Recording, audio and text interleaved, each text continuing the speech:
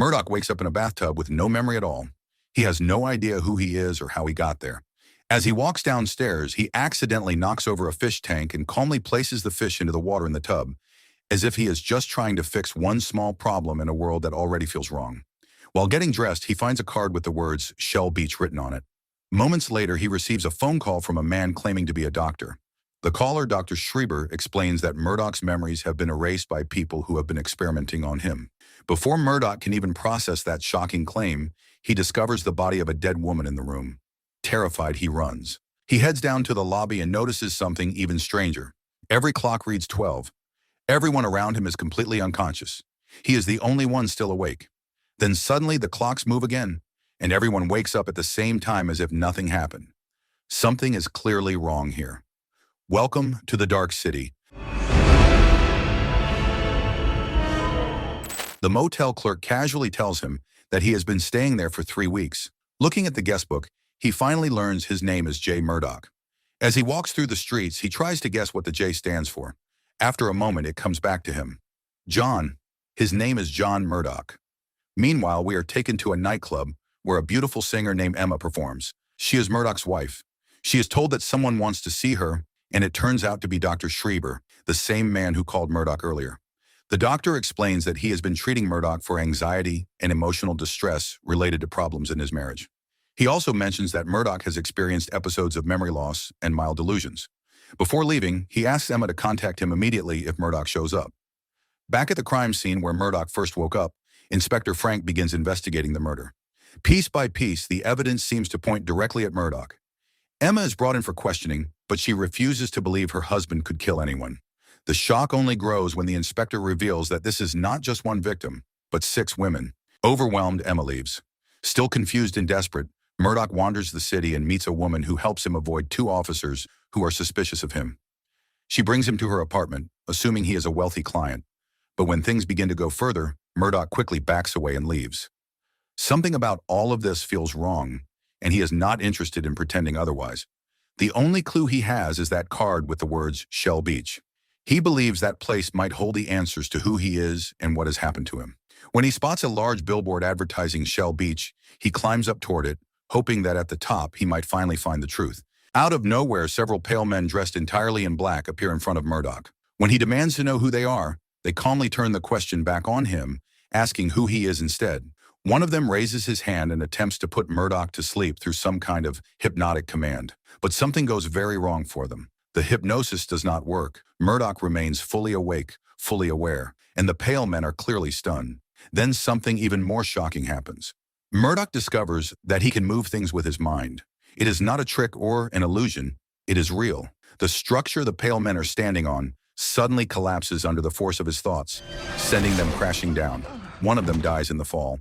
As Murdoch stares at the body, he sees something horrifying. A strange creature slips out from the man's head. It looks like a jellyfish, soft and gelatinous, with writhing tentacles. But the moment it comes into contact with the open air, it quickly withers and dies. Whatever these men are, they are clearly not human. Meanwhile, Emma is escorted home by Inspector Frank. He advises her to contact him immediately if Murdoch shows up. Once she goes inside, she tries to rest, unaware that Murdoch is already there. Using the address he found in his pocket, he has made his way to her home and is waiting for her, desperate to understand who he is and what has happened to him. But Emma is just as confused. She cannot give him the answers he wants. Their conversation goes in circles, both of them struggling to make sense of a reality that no longer fits. That is when Inspector Frank reappears. He has not actually left. The moment he sees Murdoch, he is ready to arrest him. Emma, still unwilling to believe her husband is a killer, urges Murdoch to run while she holds the inspector back. For the second time, Murdoch taps into that strange power inside him. Cornered and desperate, he somehow creates a doorway where none existed before and escapes through it.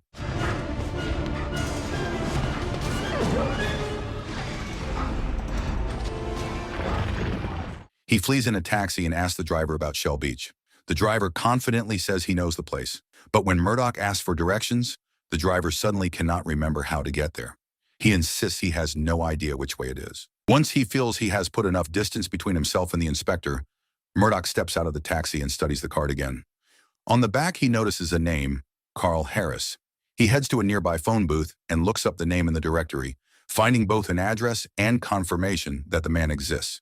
On his way there, he asks a newspaper vendor for directions, but something about the vendor stops him cold. The man looks almost identical to the motel receptionist from earlier. The resemblance is too close to ignore. After a long 12-hour train ride, Murdoch finally reaches the home of Carl Harris. The man greets him warmly and reveals that he is Murdoch's uncle, his father's brother.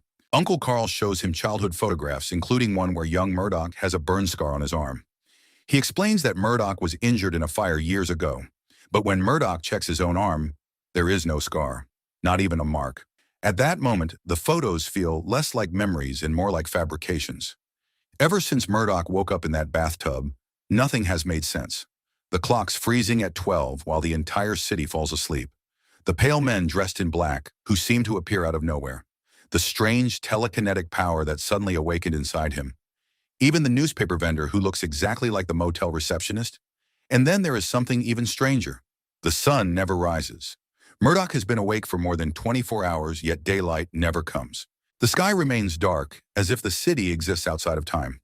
At this point, it becomes clear that something is deeply wrong with this place. While Murdoch is in his old bedroom at his uncle's house, Uncle Carl secretly contacts Emma, who is still with Inspector Frank. They believe Murdoch is suffering from a severe mental breakdown. To them, all these bizarre events exist only in his mind. Murdoch overhears the call and realizes no one believes him. He leaves immediately. Then, just as the clock strikes 12 again, the entire city falls unconscious. Cars stop in the middle of the street. People collapse where they stand. Only Murdoch remains awake. This time, he witnesses something even more impossible. Buildings begin to shift and reshape themselves.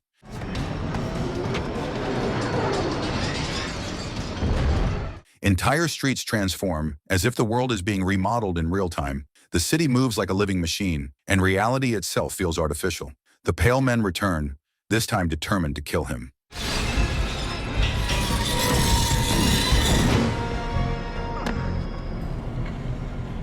Just as they close in, Inspector Frank arrives and helps Murdoch escape. Back at the police station, the inspector interrogates him about the murders. But instead of answers, he is met with unsettling questions. Murdoch asks what anyone remembers doing during the day. The inspector slowly realizes something disturbing. No one can clearly recall the sun. It is as if daytime simply does not exist here. Murdoch begins laying out every strange detail he has experienced, including the power he now possesses. Inspector Frank sees that power with his own eyes and starts to reconsider everything. Emma soon arrives as well. During their conversation, Murdoch learns that she met a man claiming to be his personal doctor. She gives him Dr. Schreiber's address, hoping he might finally have answers.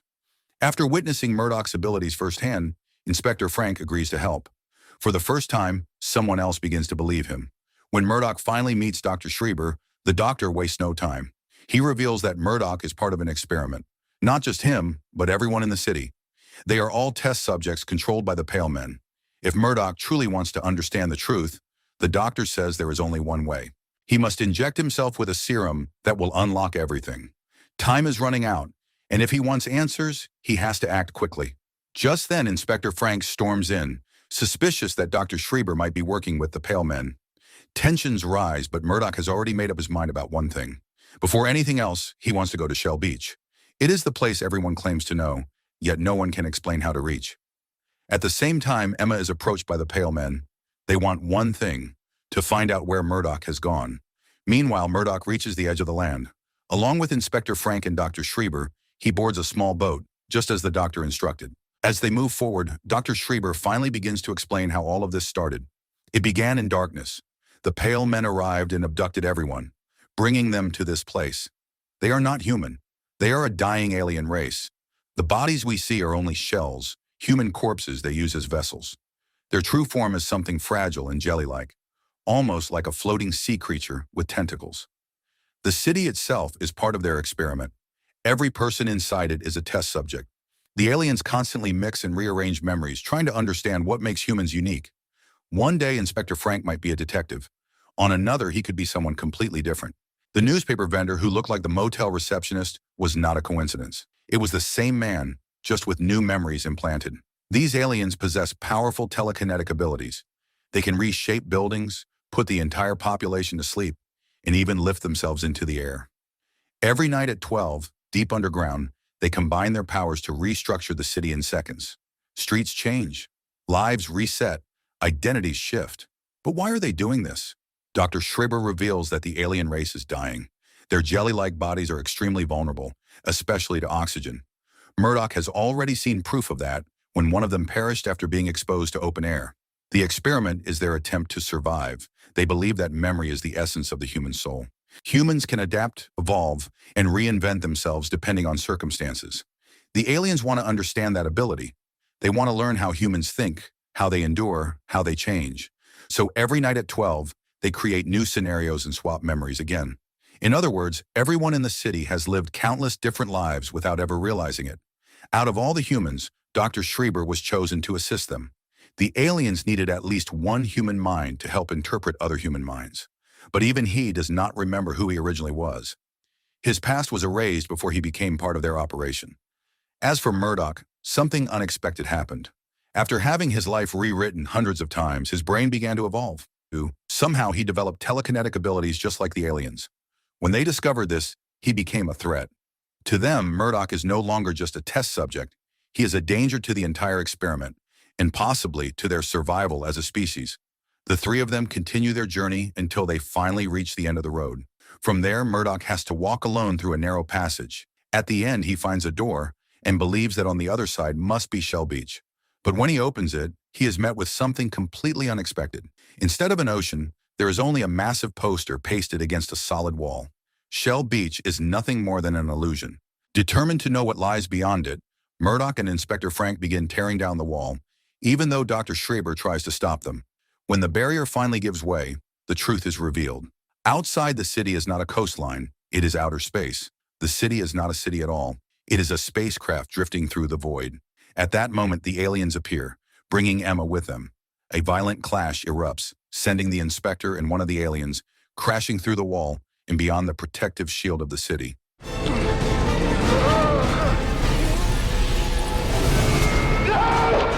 The reality becomes undeniable. This entire world has been nothing more than an alien vessel. With Emma's life at risk, Murdoch has no choice but to surrender and follow the aliens to their underground headquarters. The alien collective agrees that he must be destroyed. However, their leader has a different idea. Instead of killing Murdoch, he wants to extract his memories.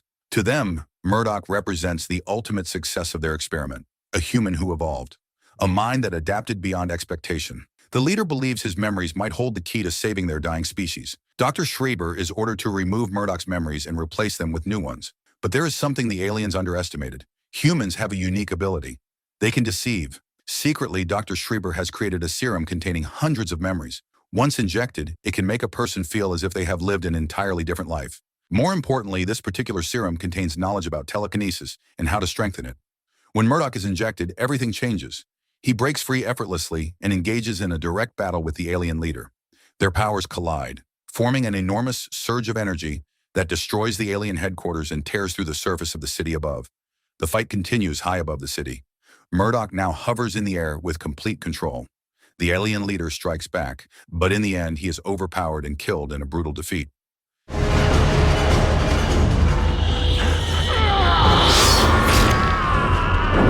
With the aliens gone, Murdoch returns to Dr. Schreiber and asks about Emma. The news is devastating. Emma has already been injected with new memories. Her previous identity, her shared past with Murdoch, has been erased. The storage containing her original memories was destroyed during the battle. There is no way to bring them back. Dr. Schreiber explains that Murdoch now possesses telekinetic power greater than hundreds of aliens combined. He can reshape the city on his own. So Murdoch begins to rebuild. He opens the massive water gates, allowing water to flood the edges of the vessel, creating an ocean where there was none. Then he does something even more powerful. He turns the entire city toward the sun. The reason it was always night is finally clear. The aliens feared sunlight because it could destroy them. Now, for the first time, the city sees daylight. Murdoch may never learn who he truly was before all of this began. He may never recover his original past, but he now has the power to shape his own future. Even though Emma no longer remembers him, he approaches her once again, this time under a real sun, beside a sea he created himself. And from here on, whatever they become, it will be something new. So the moral of the story is, if you wake up with no memory and the sun never rises, maybe your city is fake, and it is time to start flipping walls.